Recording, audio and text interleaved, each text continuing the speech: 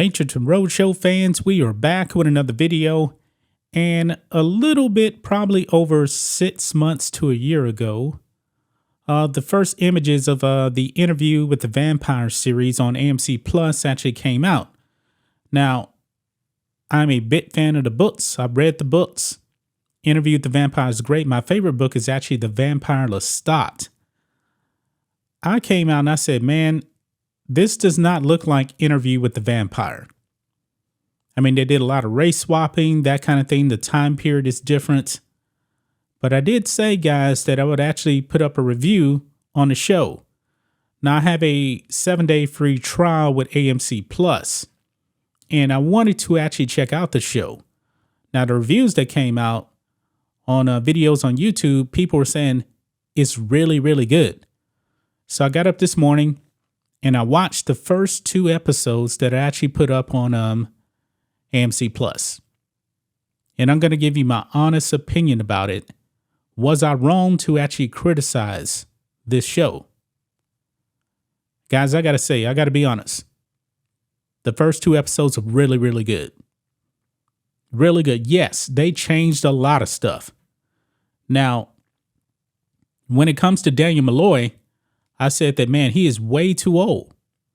Way too old. But they addressed that. The interview that actually takes place in this show is a second interview, like 50 years apart. The original interview took place in 1973 with a young Daniel Malloy. But in this show, Louis sends him a letter and wants to meet again and I guess kind of tell the true story. Now, if you guys read the books, the second book, The Vampire Lestat accuses Louis of writing a bunch of lies. And maybe that's what Louis wanted to clarify in this second interview. Now, in the books, the second interview does not happen. Trust me, folks, there's a lot of differences when it comes to this TV show versus the books. But the directing, the acting is really, really good in this show. Will I consider it my canon? No, I will not. The 1994 movie is much more faithful to the books than this. However, the show does touch on one big thing that the movie never did touch on. And it's actually Louis' relationship with his brother, Paul de Point de Lac. Now, if you read the book, folks, you know that Paul and Louis get into an argument and Paul ends up falling to his death.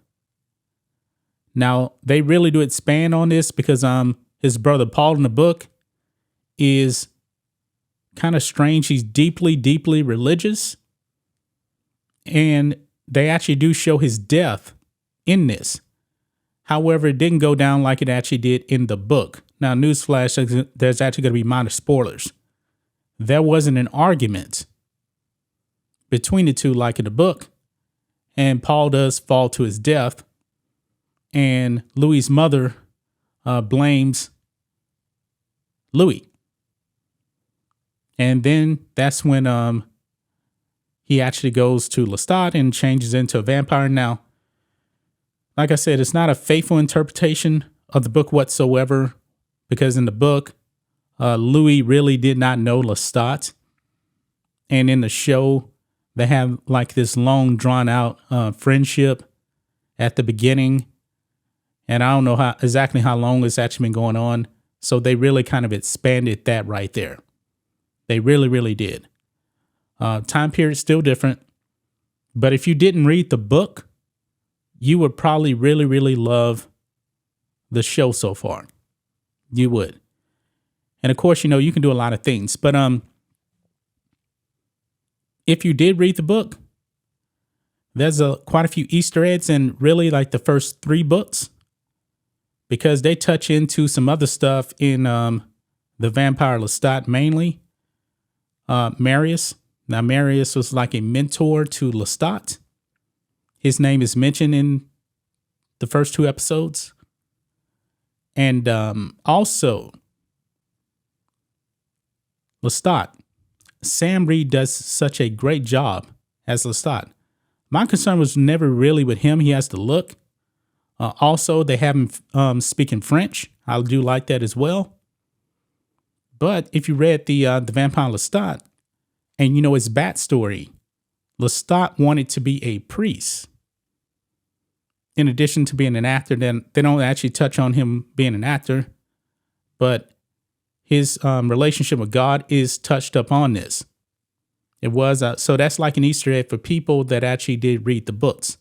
So there's definitely some things that they're faithful to when it comes to not necessarily the time period. A lot of race swapping and stuff like that. But if you read the book, you'll catch on. You say, man, that was in the book. Also, there is direct quotes from the book and some direct quotes from the 1994 movie as well. Now, Anne Rice was involved in this show, but she did pass away while this show was actually finishing up. And they list her as an executive producer here.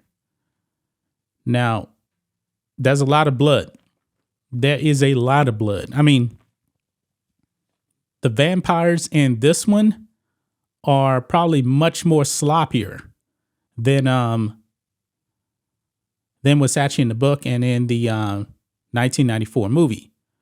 Now, one other thing that they did touch on, I didn't think they would actually do this.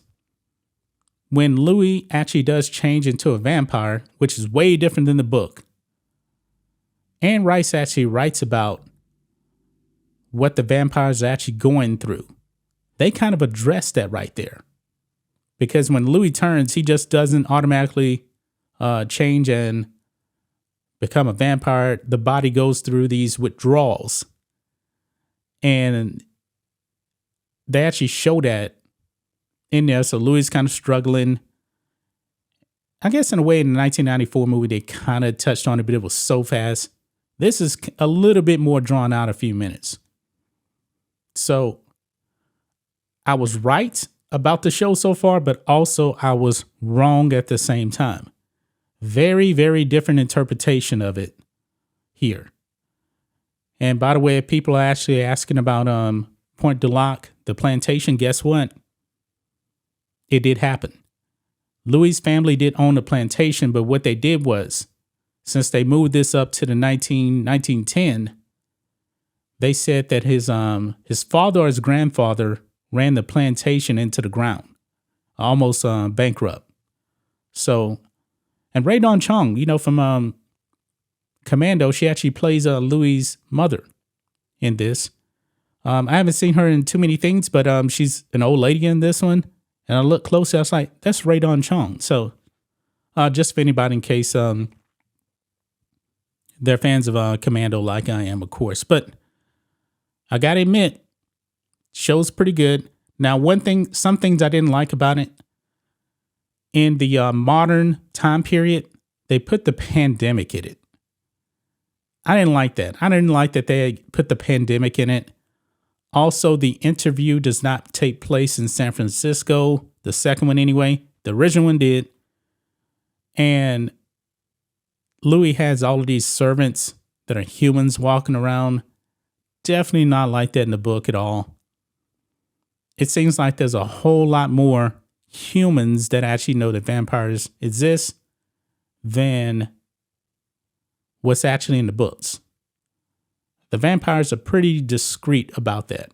So, but other than that, guys, first two episodes, pretty good. I'll end up putting up a review on episode 3 when it comes out next week. But if you seen it, were you critical of all the race swapping and the time period changing? I get that.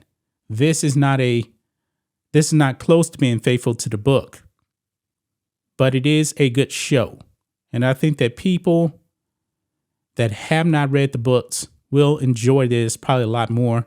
See, I can nitpick stuff because I've read the books back and forth. But that's just my thoughts on this. What do you guys think of this? Make sure to Roadshow fans, let us know what you think about all this in the comments. Make sure to subscribe to the channel, and we'll catch you next time.